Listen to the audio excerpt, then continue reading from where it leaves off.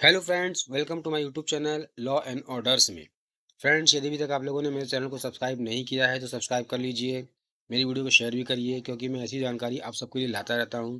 और डिस्क्रिप्शन में मैंने अपनी वीडियोस के लिंक दिए हुए हैं, वहां से भी जाकर के आप मेरी वीडियोस को देख सकते हैं। और यदि आप मेरे चैनल पर नए हैं तो आप अभी मेरे चैनल को सब्सक्राइब कर लीजिए ताकि आने वाली वीडियोस की जानकारी आपको मिलती रहे। आइए चलते हैं वीडियो पर। युवाओं की मानसिक स्थिति चिंताजनक, माता पिता निगरानी रखें, मानी Kerala high court. Honourable Kerala high court ने कहा कि इस देश की युवा पीढ़ी की मानसिक स्थिति चौंकाने वाली और चिंताजनक है। मानी कोर्ट ने यह टिप्पणी उस मामले में की जिसमें एक 25 वर्षीय बेटे ने नए साल की पूर्व संध्या का जश्न मनाने के लिए पैसे न देने पर अपनी मां पर गंभीर हमला कर दिया था। युवा पीढ़ी के इस व्यवहार पर चिंता व्यक्त करते हुए माननीय जस्टिस पी.वी. कुन्नी कृष्णन ने कहा, हमारे देश के युवाओं की मानसिक स्थिति चौंकाने वाली और चिंताजनक है।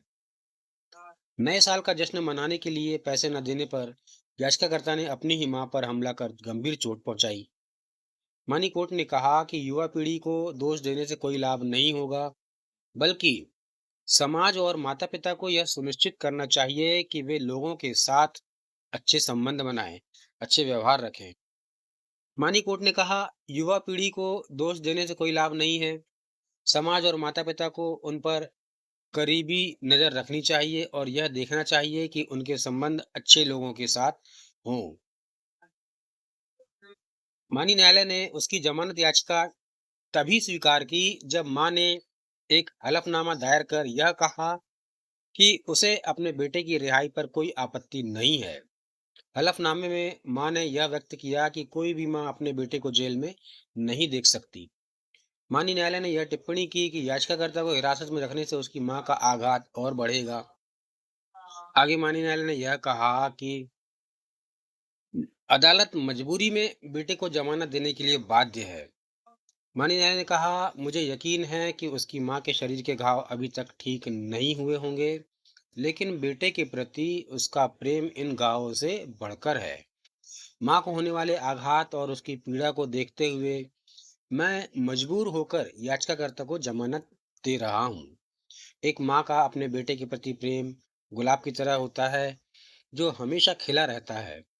इस युवक को हिरासत में रखने से कोई उद्देश्य पूरा नहीं होगा, जिससे उसकी मां की पीड़ा और बढ़े। उसे कड़ी शर्तों के साथ जमानत दी जा सकती है।